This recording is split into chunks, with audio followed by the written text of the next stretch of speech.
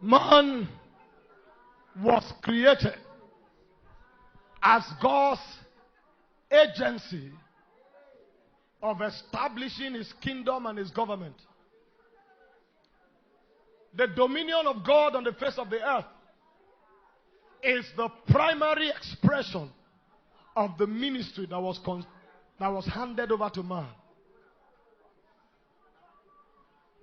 The rulership and the government of God on the face of the earth is God's primary assignment to man to bring to pass.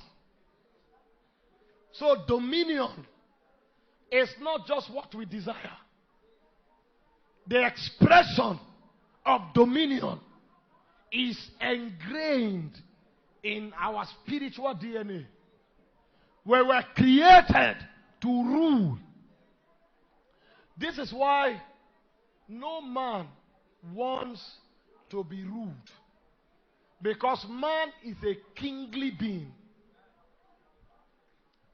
The design of man is such that he was given authority to bring about rulership and dominion to the face of the earth.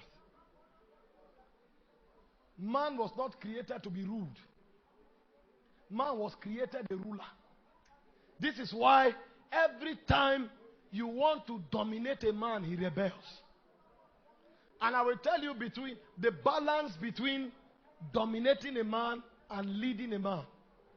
Many don't understand the place of leading. They mistake leading to dominance. Everybody you want to lead will yield to you. Because leadership brings men into the full expression of their ordination. But dominion kills the godly ingredient that is in man. So every man resists dominion. But every man appreciates leadership. The reason is because man is a kingly being. In Genesis 1:28, when God said man to rule, he didn't say man should rule man. He gave man authority and he gave him jurisdiction over the birds of the air, over everything that creeps upon the face of the earth, and over everything that is in the water. So the jurisdiction of man's rulership is over creation, because every man is born a king. No man is born a servant. And to reenact it in the provision of salvation, we were redeemed kings and priests on the face of the earth. And if we are kings, he said, where the word of the Lord is, where the word of the king is, there is power. Who can say unto him, what doest thou? So the servant and the slavery mentality is an aberration of your design. You may look small and vulnerable, but seated on your inside is a kingly spirit, because that is how you were designed.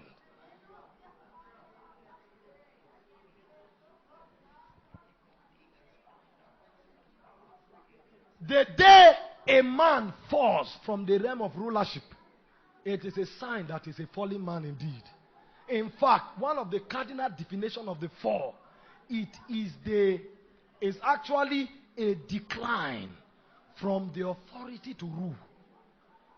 The fall of man actually imparted in his inability to rule, whereas he was created to rule.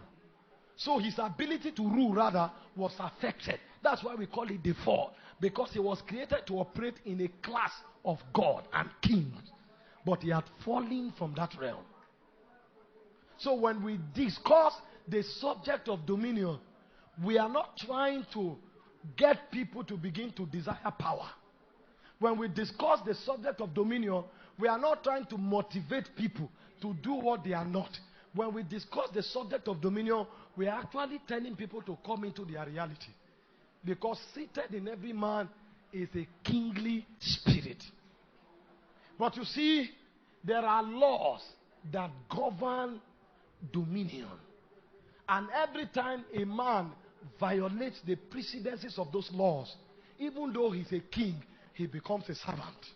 The Bible said in Galatians 4 verse 1, it said the heir, so long as he lacks understanding of the prerequisites of rulership, he said he is a servant, even though he is Lord of all. So the design of the man is to be the Lord of all. The moment the man begins to function anything short of lordship, rulership, and dominion, it's either he has fallen from the realm of his design, or he's a child that lacks understanding. So what the gospel does to us is that it restores us back to our original identity and DNA in God, so that we can step into rulership.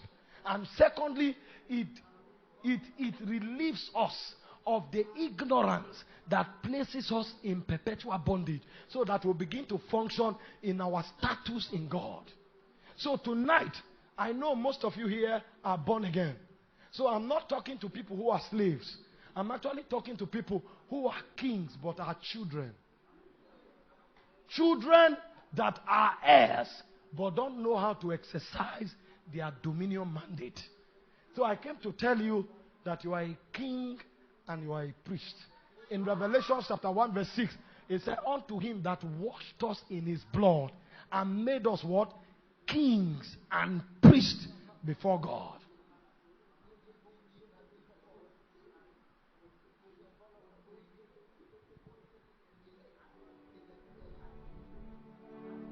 Are you ready tonight?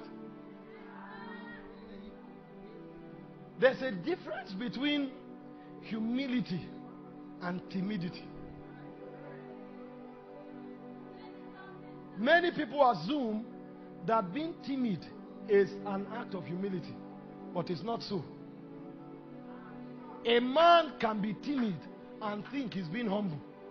And because even the gospel that is taught in Africa is not taught from the standpoint of truth and verity, we superimpose our wicked traditions into the gospel, and then we marginalize people, thinking by doing so we are making them love God, but it's not true.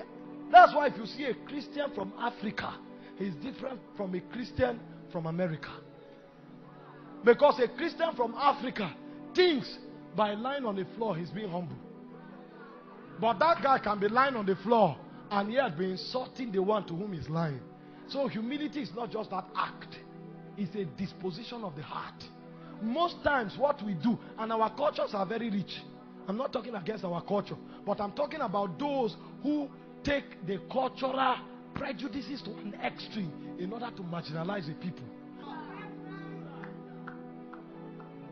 You are from a culture where they lie down to greet elders. That's beautiful. It is the heritage of your bloodline. The man you are prostrating to greet can tell you, let's go to the shrine.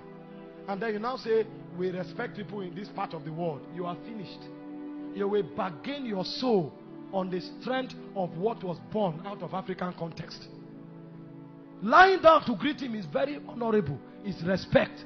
But the day he steps out of the boundary of light, lying down notwithstanding, you will not. Because you will not lie down into hell. That's where the balance comes in. Sir, you step out of this country, you see young people at the age of 19, they are CEOs.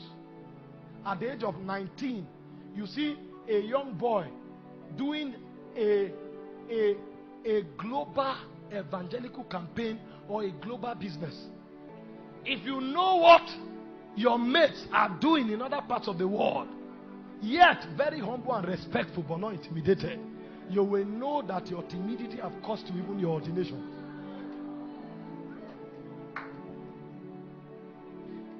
Some children are trained in a way that they can't even sit with elders. The guy is loaded, but because of the way he was marginalized growing up, when he sits down, his inspiration dies. He doesn't know where to look. He becomes so timid that doors open to him where he should manifest what God has put in him. But because of the chain of timidity that he was passed through in life, it becomes difficult for him to be able to be himself where he should manifest the glory of God.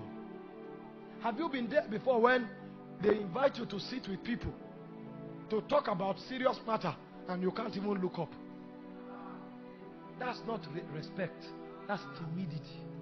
They say speak, you begin to stutter. And it looks as if your heart wants to jump out of your mouth. And then the things you know and are perfected for long, suddenly you can't remember it. And the moment you leave the meeting, everything now comes back to you. Because when you went there, you were not prepared to stand before kings. So the day you stand before kings, timidity now robs you of what was given to you.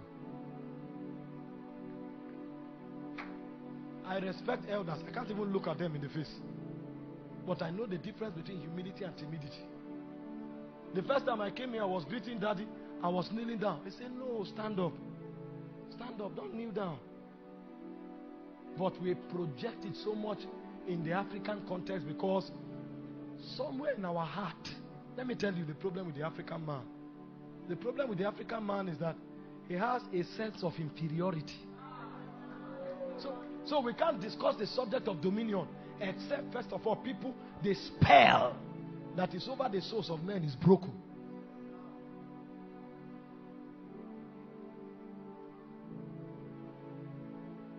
As I begin to teach, you will see that you are not permitted by scriptures to dishonor authority or elders. You will see it. But at the same time, it should not become a chain on your soul that kills your confidence, kills everything that God has put in you. So much so that you will never. There are many people today, if you tell them to come to this platform, you have killed them. If you tell them to come here, you will beg them for 5 days, they can't come here. Tell them to stand on this platform and just say, thank you, Pastor Sir. It will be more than a PhD thesis. Why? Because their confidence have been so marginalized that even when God gives them a platform, it will become a sin for them to manifest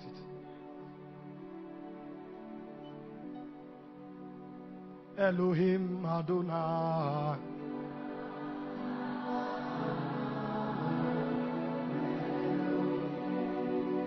Sir, I am called to be a minister. Do you know that up until 300 level, I couldn't address 5 people? If I stand on the platform, it looks as if my heart will burst and rupture. Growing up, if people gather, especially if they are ladies, I can't pass there. As I'm walking, I just have to put my face somewhere. It was impossible. Meanwhile, it was an attack and an affront on what God has called me to do. The spirit of timidity is breaking from somebody.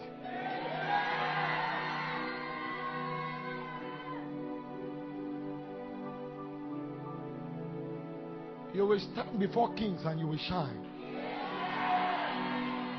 From today, the table that God sets before you, you will dine there with comfort and assurance.